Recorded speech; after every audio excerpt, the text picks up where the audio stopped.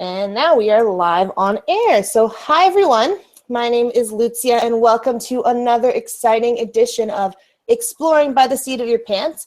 Now for those of you who don't know, Exploring by the Seat of Your Pants is all about bringing adventure, science, and conservation into classrooms around the world.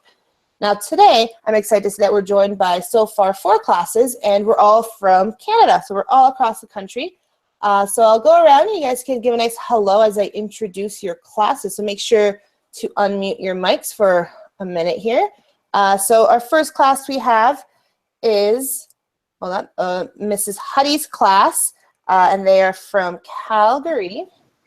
So if you guys want to give a nice hello. No. Hi guys, awesome. And then we have our next class also from Calgary. They are Miss Huddy's was grades 2s, and our next class is grade 3s from Calgary. Mrs. Glads's class. Hi. Hi guys.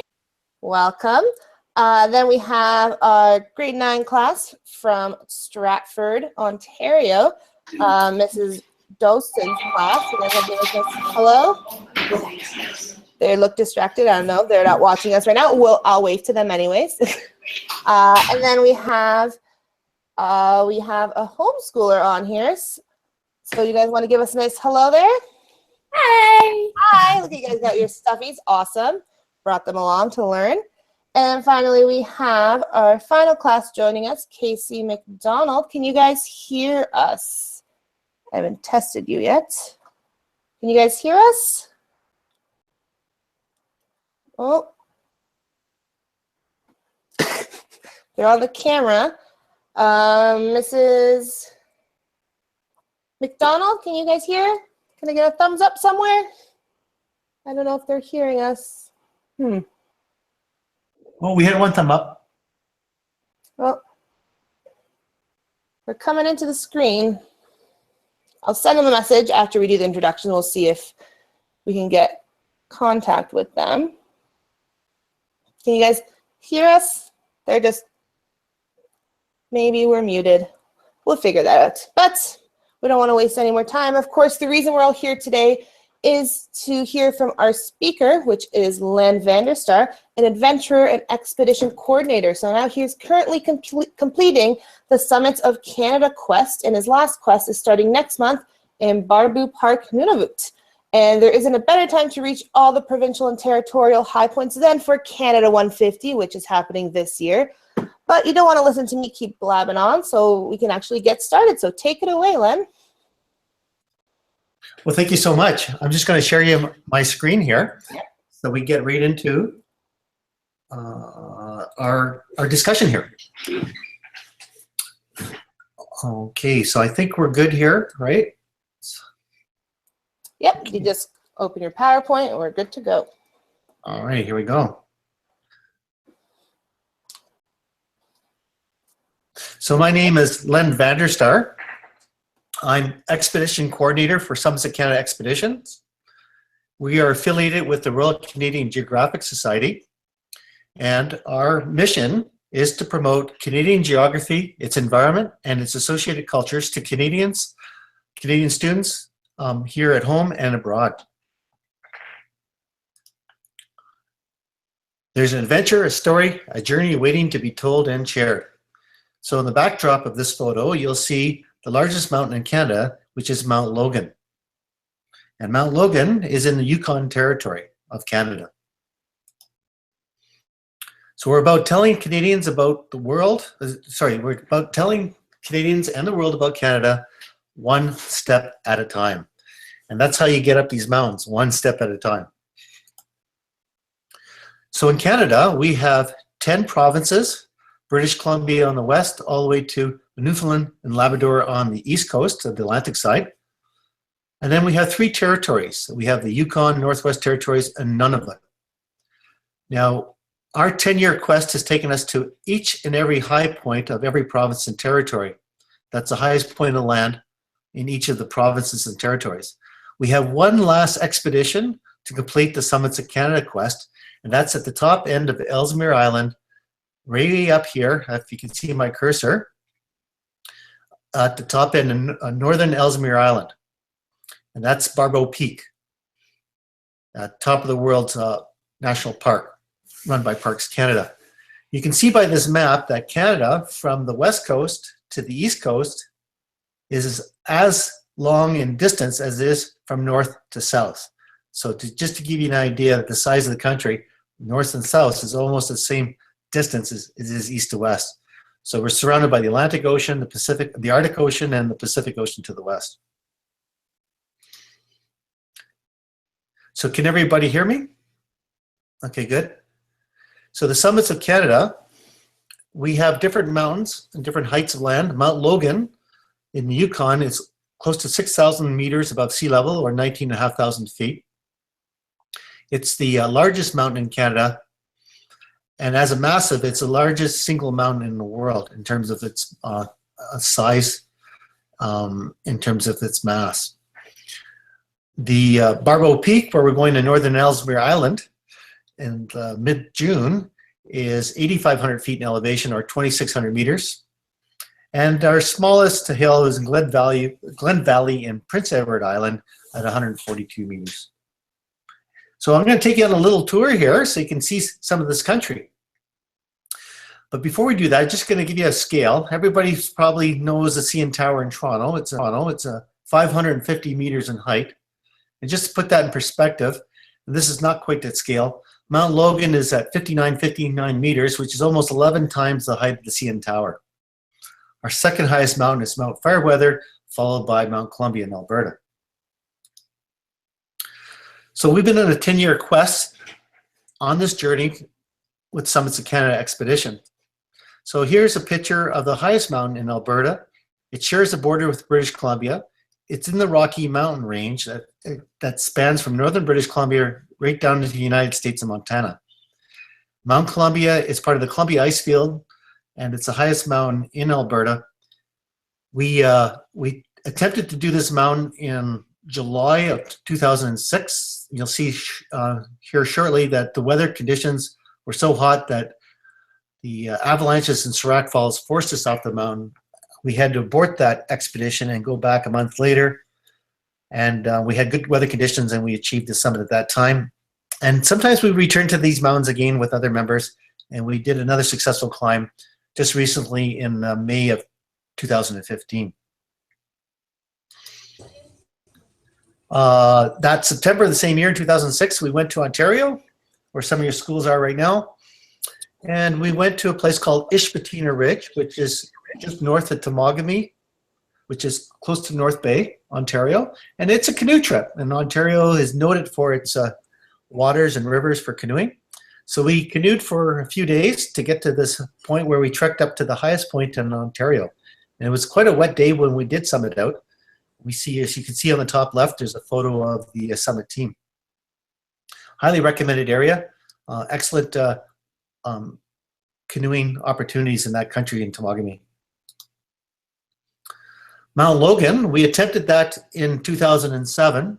Unfortunately, we had to back off the mountain because of storms, and also that my climbing partner, James Coleridge, at the time developed a chest infection. So we had to abort. We went back the following year in 2008, and we successfully reached the summit of Mount Logan. It took us 28 days. We started from Alaska. We skied in, and with the gear we had a double carry, so we had to basically climb the mountain twice to get to the top. So 28 days, we finally got to the top of Mount Logan, and the landscape picture you see at the bottom is an image of two photos stitched together looking south and west. So we're here at close to 6,000 meters, and you can see that when you stitch two photos together at that elevation, you can, at 19,500 feet above sea level, you can see the curvature of the earth. Pretty interesting. You can see James here with the Royal Canadian Geographic Society flag at the top of Mount Logan on the top right of your screen. So when we go to these mountains, we have to be prepared to live in snow and ice for a month at a time. So we have lots of provisions. We have to carry that on our back, as well as pull it on sleds where it's feasible to do so. So we have to carry all our fuel to melt the snow to make water. So we have to be totally self-sufficient here for at least a month at a time. Mountain climbing is all about patience and perseverance. When we set up base camp, we have to make sure that we're fortified against storms. We have a proper gear and a lot of good planning. So in a mountain such as Mount Logan, we can have significant storms with winds that can come barreling down these ranges at up to 200 kilometers an hour. It's hurricane force type winds. So we have to fortify our camps by cutting snow blocks out of the snow. And then we build these snow walls. And sometimes we have to double them up because some of these storms last for days and they can actually disintegrate these fortified snow walls. So it's really imperative that you dig down deep and you build these walls to protect your tents from being blown or ripped apart. Mount Fairweather is the highest mountain in British Columbia. It is part of the Tatshenshini-Alsac Provincial Park. It joins with Glacier Bay National Park in Alaska as well as Kluane National Park in Canada. These parks come together to form the second largest protected area on the planet outside of Antarctica. This is the third largest continental ice sheet in the world, the first being Antarctica, the second in Greenland, and the St. Elias ice field is the third largest, and this is where Mount Fairweather is situated. You can see on the bottom left of your screen, you'll see an image of sunrise. We're about 1,500 meters below the summit of Mount Fairweather, and you can see the sunrise casting a shadow of Mount Fairweather over the Pacific Ocean at the bottom left of your screen. So beautiful image of a morning sunrise. This was a day that we summited on Mount Fairweather. Cypress Hills is in Saskatchewan. It's near Cypress Hills National Park in Saskatchewan. It's a beautiful part of the country down there. Highly recommend you get a chance to visit it. The high point is basically a flat upland hill, and you can see that the high point is marked by the shadow of James and myself holding hands there. So, but it's a beautiful place. Lots of elk and deer to be seen there. So, and it has a lot of cultural and history associated with this area, both indigenous and through white settlement in the prairies. So, very beautiful place in Canada. Mount Carlton is the high point of New Brunswick. It's a provincial park in New Brunswick. It's not a bad trek. It takes about a couple hours. It takes a couple hours to get to the top. And we climbed into the clouds there. The weather can be a problem, but overall, it's a beautiful location there. Just excuse me. Hello, 1 second. Yeah. Oh, Shelly, I'm ready on a call right now. I'll call you back. Hey, sorry about that. I was just checking the phone. Maybe I thought it was Lucia phoning there. So this is a high point of New Brunswick. We also went to Prince Edward Island on the same trip. And the high point there happens to be a potato field. This is called Glen Valley. The big challenge is trying to find out where the highest point of the potato field is. Not always easy, but beautiful location. PEI is noted for its potato farming. If you've never been to this island, this province in Canada, in the Atlantic Ocean, it's worthy of a visit for sure. We did find a man-made artificial hill adjacent to the potato field that is actually the true high point of PEI, and you'll see myself there flying the Royal Canadian Geographic Society flag at the high point of PEI.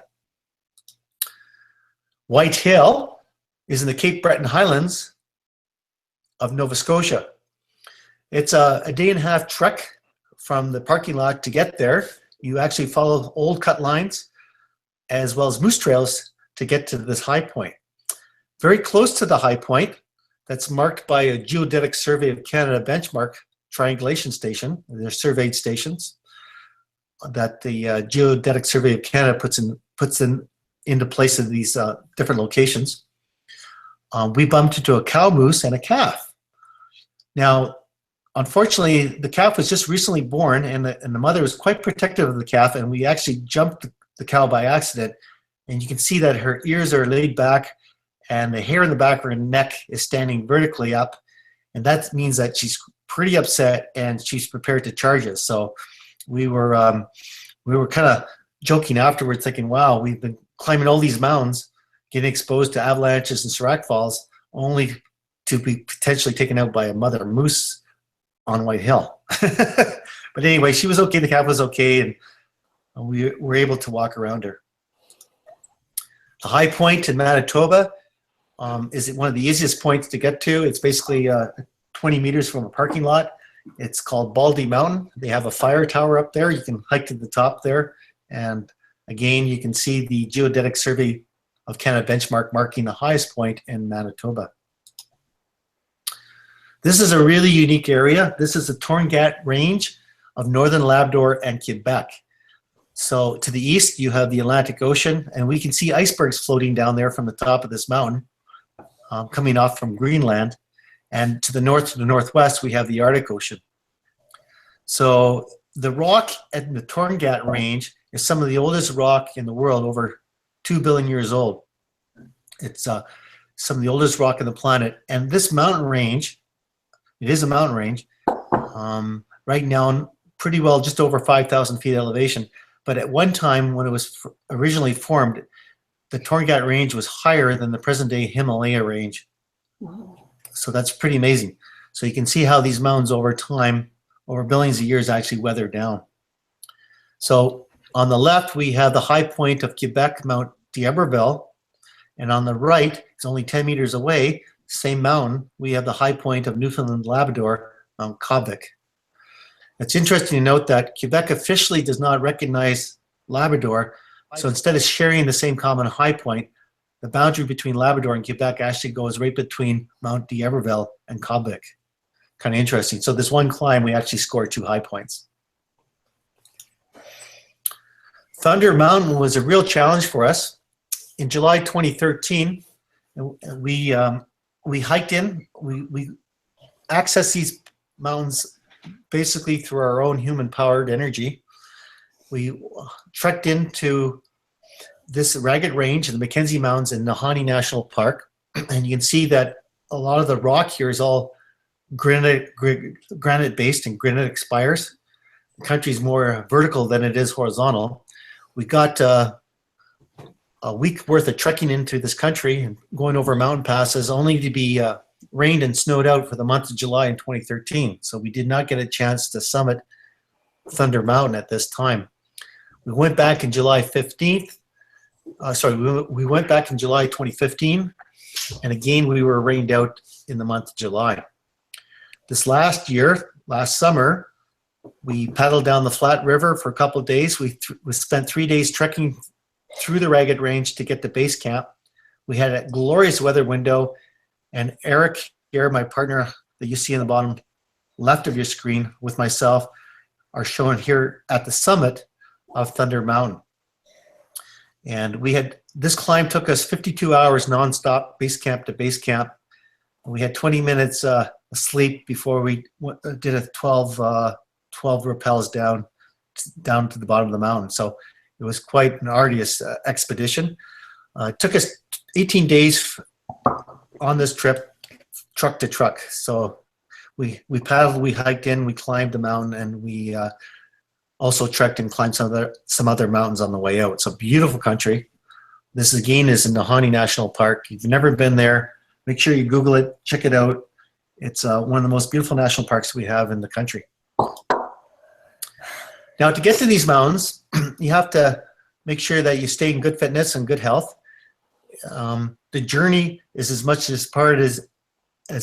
part of the expedition as it is the destination.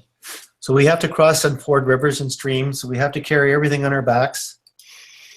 When we get the right weather window, we climb. So again, patience and perseverance to ensure that we have the right and safe weather windows to do so. Sometimes we have to back off these mountains. This is an example of a Shrek fall coming off a glacier off the Athabasca ice field. That particular day, it hit 30 degrees Celsius. The sun was quite hot, and the mountain was starting to fall apart. So it's always there for another day. So we were not successful in this attempt, we go back and we do it again. And yes, we went back a month later to the Columbia ice fields. We had a great weather window. We got a chance to climb to the top of Alberta. We went right into the clouds and we summited out. So sometimes in our trips, we see lots of wildlife. In this case, in our canoe trip in Temagami to Ishpetina Ridge, the high point of Ontario, we saw a bobcat sleeping beside the river, and we got a great photo of this bobcat. A very beautiful and yet rare image. When we were at the top of Ontario, we had this Ontario Science Centre packed with school kids of your ages, and we did live communication off the high point of Ontario to those students in the Sudbury Science Centre. So where it's possible, we do live communication and interaction with school groups, even from the high points of Canada. So James Coleridge, who's a founder of Summits of Canada Expedition, you see him on the right and myself on the left. We are able to even communicate even when we're in situations where we're pinned down by significant storms. This particular photo was taken near the top of Mount Logan. We were 3 hours from the summit, and we were pinned down by quite a significant storm, the 5th one on this climb. We were stuck for 5 days in this ice cave that we had to dig out in the glacier with winds over 100 kilometers an hour and temperatures exceeding below minus 35 degrees Celsius. So you have to be prepared for these conditions with the proper clothing and making sure that you have the ability to be comfortable and survive in those conditions. You will find out in life what you excel in and have a passion for is by believing, imagining, and exploring. So you will find what you excel in, whether it's mountain climbing or dancing or music or mathematics. Just keep believing in yourself, keep imagining, and keep exploring. Live our values every day is our motto. The acronym, LOVE, live our values every day. In order to do this, keep active, eat right, always have fun, and yes, go on an adventure.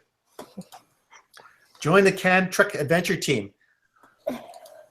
So when you join a team, whether you're in a classroom or working as a group, remember the key elements is respect with one another, work as a team, make sure you plan well, and remember, live your values every day.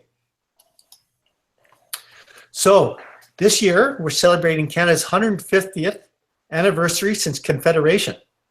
So Summit of Canada Expedition is announcing a special contest for students across Canada and even North America, and it's called the Canada Trek Prayer Flag 150 Contest. And you can find the information on the Summits of Canada website. If you click into this link, it's Follow the Climbs, and you'll see under the Nunavut expedition to Barbeau Peak, there's a contest form there. And what the contest pertains to is that you will write a short paragraph or sentence why you believe Canada is one of the best places in the world to live and explore in.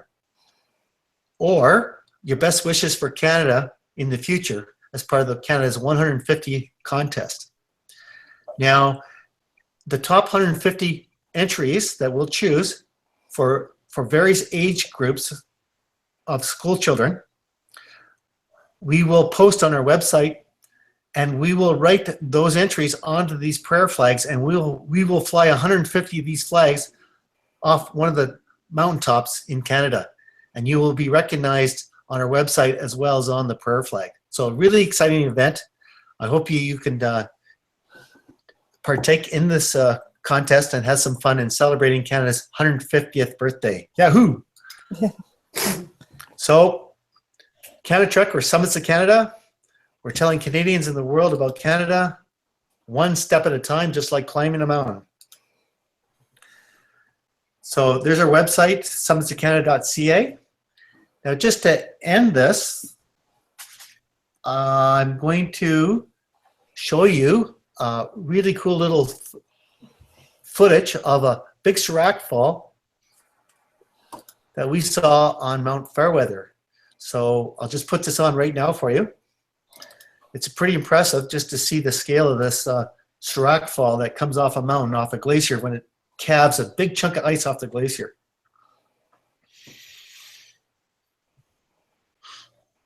Look at that go! Wow! Listen to that! That's a new record. Oh no! It's going right across our track almost.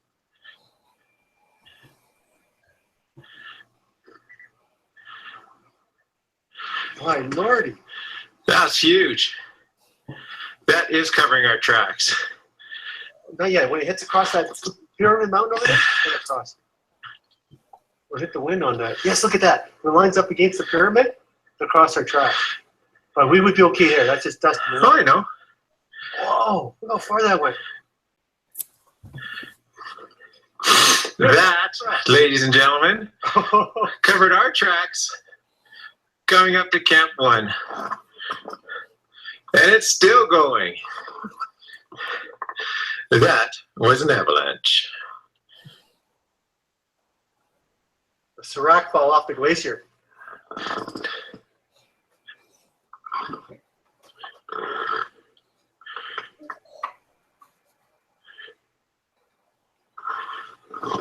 Holy mackerel.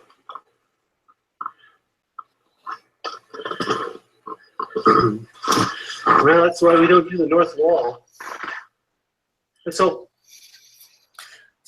would you like to see one more 1 minute clip of a storm that we were involved in on Mount Logan? We can, but we're kind of running out of time. So do we want to jump to questions maybe? Yep. That would be very good then. Okay. So I will give you the screen again. For 1 second, I'll just pull that up. Yep. So we're going to do a round of questions. We'll start with one from every class, and we'll see if we have enough time for a second round. Our first class we will do is Paula Huddy's class. So if you guys want, you can unmute your mics, and if you have a question. Oh, guys.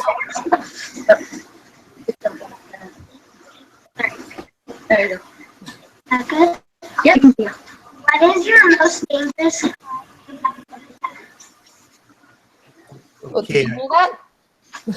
Can you say louder? What is your most dangerous climb you have ever done? Oh, the most interesting climb I would say would be Dangerous. Dangerous climb. Most dangerous climb. dangerous climb. Okay, well that's two questions, but it has the same answer. Okay, that's really the most beautiful mountain that we've ever stood on. That's outstanding, and the most dangerous one as well was Mount Fairweather in British Columbia, and that's the one you just saw, the big Shrek fall that came down the mountain. So you can see that we call that the objective hazard in mountains, but because of the significance of the glaciers and how active they are, it can be a very dangerous mountain to ascend because of avalanche conditions. Cool. Awesome. Thanks, guys. Now let's see if we have any questions from Mrs. Glads's class. Okay, how did you get the experience to do this? That's a very good question. We started climbing for myself when I was in my late teens, and I'm now 58 years old. So it's a lifelong quest. So we built this experience not just in 1 year, but in many years. And when we were younger, when we were mountaineers, we always climbed with more experienced climbers. So we always mentored under other people that were older and more experienced than us. So much like you mentor under your teacher, or you learn from your teacher, or your older brother or sister, learning is a lifelong achievement. So that it applies to everything we do, including mountaineering. So you get better with time. Of course, as you get older, your physical abilities get a little bit less too. So, you do peak in your life on what you excel in. But yes, it is a lifelong learning experience. And now with the experience that we have, we're able to share with other climbers as well. Awesome. All right, let's move on to Sarah Mast. Do you guys have a question? Were you ever afraid you would fall off? Well, that's a good question. Yes, we've had situations where we had to be very careful with cornices. These are big chunks of snow that hang over cliffs. But the most concern that we have is not so much falling off the mountain, but dealing with the crevasses on the glaciers. So what we do is we're prepared. We're always roped up with the gear. You see the gear behind me when I was doing the presentation. This is all safety equipment we have. We're roped up. We have a lot of protection. So by doing the right thing, we're actually safe. So we do, even though we're exposed to danger, we're managing that through a competent way of doing the expedition. Awesome. Now let's jump to Miss McDonald's class. Do you have a question there? Hi there, you want to ask a question?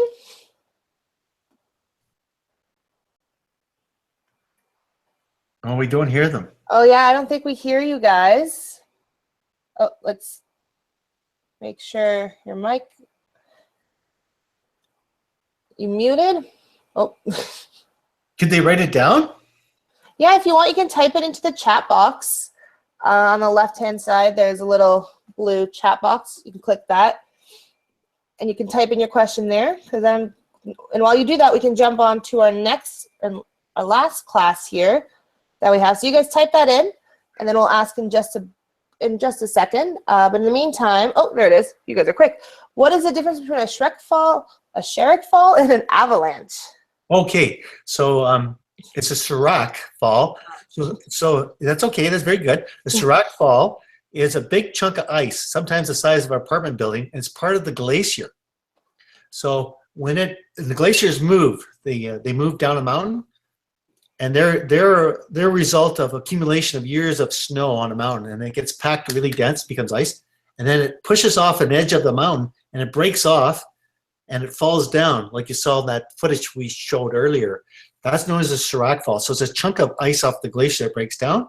A regular avalanche is basically a snow avalanche that you see in the winter or in the springtime as the snow is melting. So it's just a snow coming down the mountain. It doesn't have ice in it generally. So that's the difference. They're both avalanches. They're just different types of them. Good question. Yeah. Then our final group we have Mr. Goswell's class, grade 3-4. So you guys have a question? Yeah. Okay, go ahead. What was the coldest mountain you've been on? That's a very good question. Mount Logan by far, it's been the coldest. We were exposed to temperatures well below 35 degrees Celsius and with the wind chills of 100 kilometers an hour. So that would equate with a wind chill factor close to minus 58 degrees Celsius, almost 60 degrees Celsius. But keep in mind that Antarctica penguins, the emperor penguins in Antarctica, they could be exposed to temperatures with a wind chill that exceed 100 degrees Celsius below zero. So just to show you the difference of some of the species that we have on this planet and the tolerance they have with cold is just amazing. Awesome. Okay, so we'll do one more round of questions. I know we're a little over time, so if a class has to leave, that's okay. But if you have other burning questions, feel free. You can do another round. We'll start again with Miss Huddy's class. The meal. So, how many? You have to speak loud. How many expeditions? You gotta be louder. How many expeditions have you been on? The next one. So she yes, I think so. I think the question was how many expeditions I've been involved with Summits of Canada? And yes, no, not with Canada, but outside of this expedition. And what's your next expedition? So Okay, how many expeditions have you been involved in outside of Canada? Oh, I see. Well, I've been on Kilimanjaro, the highest mountain in Africa, twice. I also do a lot of rafting expeditions, not just climbing. So I do a lot of adventures over the years, but in terms of summits in Canada, like you say, there's 13 high points.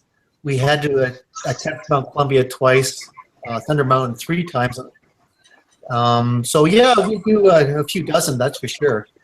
And they're usually a couple weeks to a month long in duration. More questions?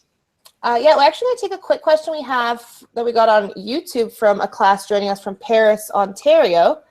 And so they have, what have you noticed about the trees the further you get and the higher you get? Oh, that's a very good question. So tree line is based on both altitude and latitude. Latitude based on how close you are to the North Pole, for example. So as we go further north, we get into what we call the Arctic landscape. And this is where we're going to northern Ellesmere Island this summer. There are no trees there because it's above tree line. So tree line is pretty well close to the Arctic Ocean when you get up there. In terms of mountains here, I live in the Baldy Valley in Smithers, and I just have to go 5,000 feet higher than I am living right now in the valley bottom, and we hit tree line in the mountains because the climate is similar to what you would find in the Arctic. So the higher you go up in the atmosphere, the colder it becomes as well. So tree line is both governed by altitude and latitude. Good question. All right, then we'll go back to Mrs. Glads's class. You guys have a question? Yeah.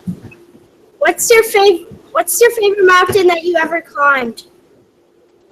Oh, there's a lot of mountains. They're all unique in their own way, but I would say Mount Fairweather was by far the best because of the scenery and the nature of the mountain itself in terms of its ice and just the I would say the physical demand of getting to the top of that mountain as well. Awesome. And then back to Sarah Mass. Do you guys have a question? Have you ever climbed Everest? No, that's a good question. No, I have not. We are putting our emphasis in Canada. It takes a lifetime to explore this country. Mount Everest would be a beautiful trek. At the same time, I think that mountain it's too crowded.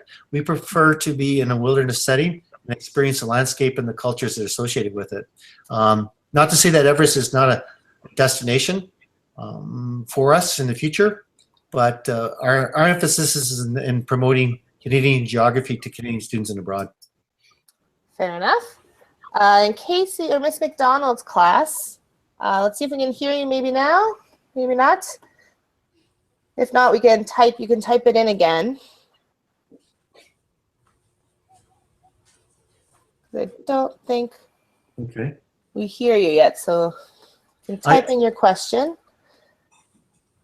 I do have a short 1.5 minute video we can end the session with if you want. It's kind of humorous. Sure, yeah, after our last 2 questions, we can definitely look at that. How long do you have to train? Well, that's a good question. You go to gym every day because you're trying to maintain good health and fitness. And Summits of Canada, we promote health and fitness through adventure activity. So the training is ongoing all the time, year round.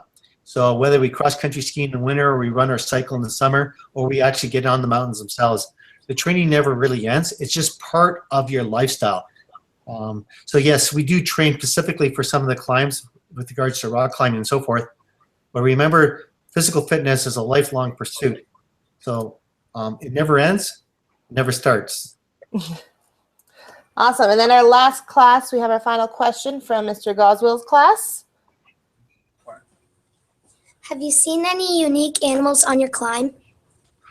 Oh, yes. Everywhere we go, there's different animals. And if you want, I can share you some of the animals we'll be seeing in the Arctic here. That's quick. Okay. And you guys can figure that. I'm just going to grab the screen here. And we'll just go in here. And I'll show you what we have here. So here we have some animals. that we're going to be seeing on our expedition in June. So does everybody know what this group of animals here on the left? Any guesses? Walruses? Yes, walruses, right on. And what about this one here on the right? Snow owls. Snowy owl, right on. And everybody knows what these guys are. And this one? Teal. And how about these guys? Oh, you guys are good. Okay, what about this one? Muskrat. Oh, it's a ground squirrel, Arctic ground squirrel. Okay, and these guys. Yeah. Oh, here's a tough one. What's this guy with the all white with a little black tail here? He's got a hole in his mouth. He's a weasel, or ermine. And what's this dog? Arctic fox. Yeah, no, this is the Arctic fox down here. This is a wolf, Arctic wolf, and this is, well, they call them Arctic hares up there. And there's a type of grouse, or like a grouse-like bird up there called a ptarmigan. And who's this friendly-looking face? Beluga whale. Beluga whale, yeah. And this is an Arctic resident. We'll be seen on Ellesmere Island, and it is a Buffalo. oh, good try. It's called a muskox. And this one is called Arctic fox. yeah. And then what's the next one? These birds. Swamps. Yeah, I heard it. You got it right. Snow goose. Snow goose. Yeah. All right. So very good. So that's just an example of some of the animals we'll see in this expedition on Ellesmere. You guys are really good. I'm impressed. Of course, yeah. Awesome. Then did you want to, since you're in the screen sharing, do you want to share that final video you're talking about? Okay, let's do that. So what do we want to do here? We want, oh, we could show you one or two. We could show you Jimmy the Parrot on top of Mount Fairweather, or we could show you a storm on Logan. Your choice. Okay. All right, we'll end it with Jimmy the Parrot. All right. Okay, so he was our mascot on Mount Logan.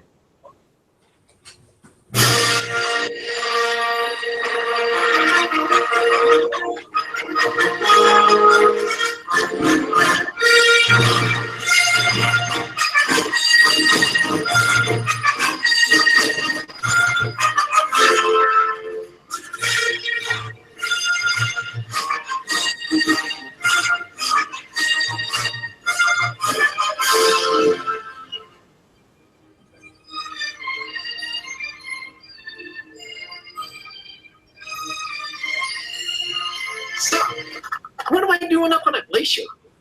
How did I get carried up by these guys? I'm supposed to be in warm tropic conditions. Well, you know, Jimmy, there is a beach. A beach? I'm in the beach. Where's the beach? Jimmy? Right over there. Way down there. What the hell? That's not a beach! That's not a beach! This is glacier! Supposed to put ice in a drink! Not supposed to be standing on it, you dang bat! No. You gonna take me home? You're gonna leave me here. Well, Jimmy, we like Maui Jims, so we're taking you home. Oh, thank you so much! Thank you! Kiss, kiss, kiss. Can we play some more along, please? Okay, Jimmy. See ya. Bye. You're out.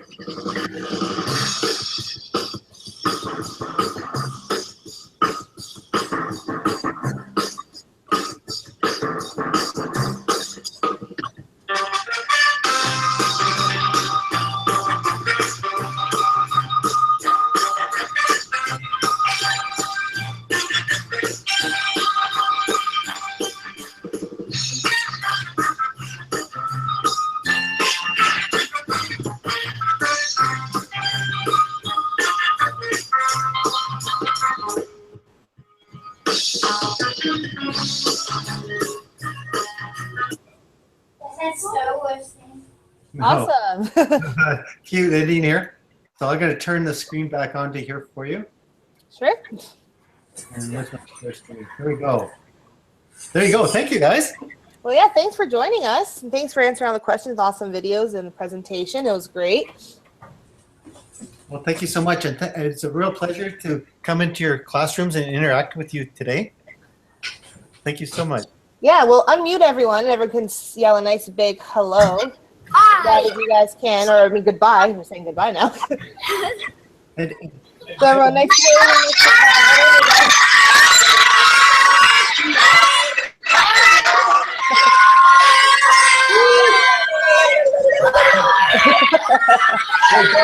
don't forget about the contest. well, thanks everyone. Have a great day.